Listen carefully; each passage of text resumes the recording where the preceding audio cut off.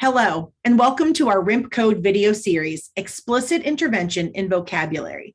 My name is Michelle Elia, and I will provide further clarification about this instructional practice. Explicit Intervention in Vocabulary.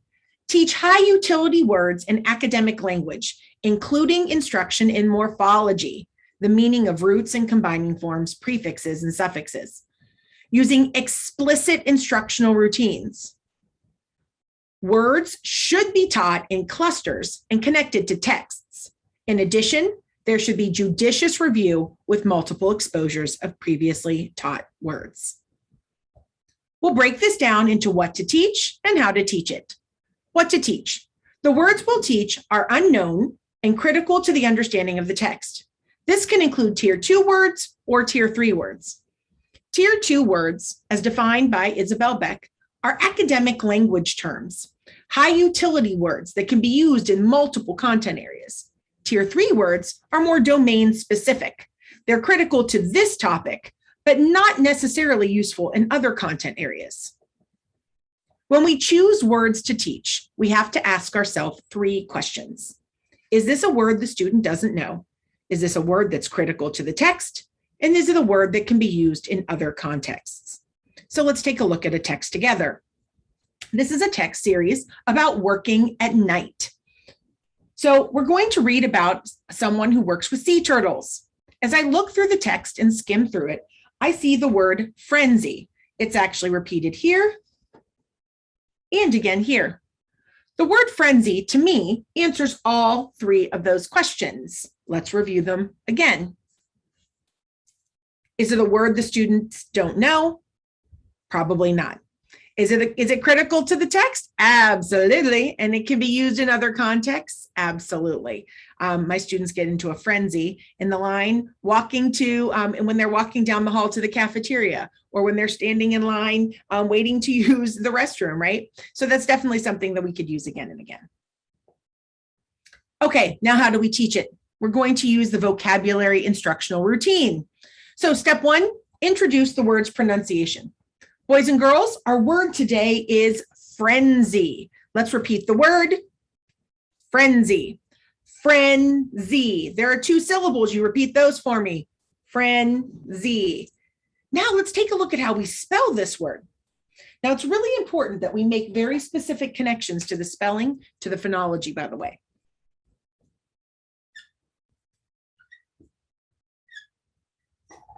I'm going to scoop the syllables. As I scoop the syllables, you are going to read them.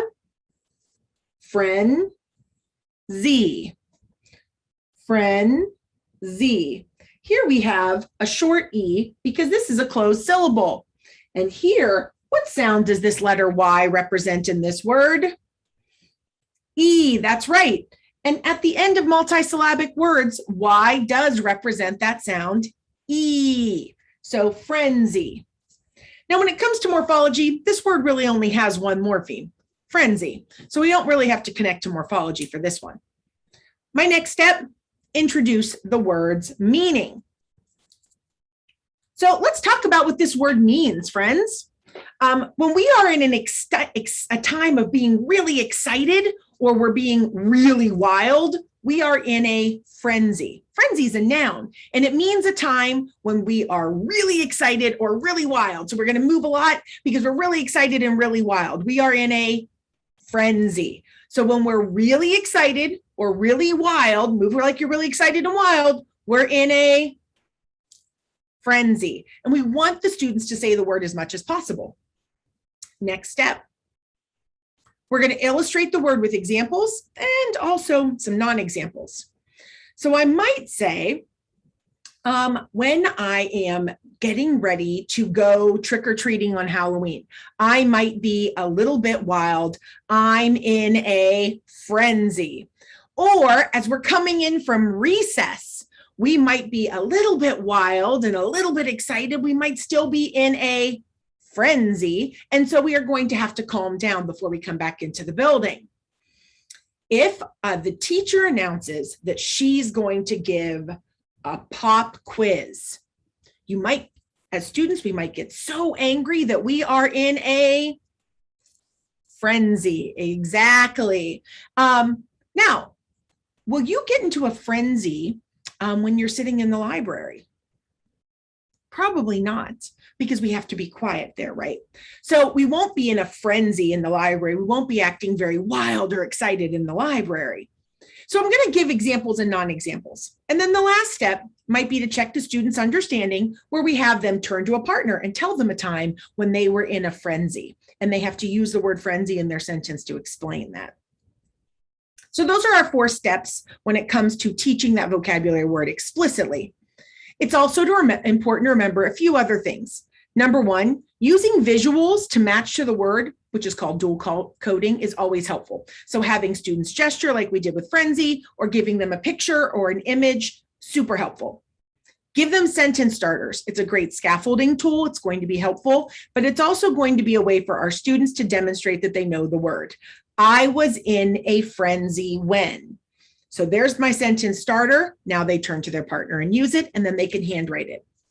Give examples and non-examples. We don't want to just give examples of the term. We also want to give non-examples. Compare and contrast. Talk about a word that we taught last week and compare it with this word. And then remember to review often. Teaching the word on one day, one occasion is not enough. Students need 12 to 15 exposures to a word to really learn it. So I might teach it this week, but I'm going to repeat it tomorrow, and I'm going to repeat it next week, and I might revisit it again next month.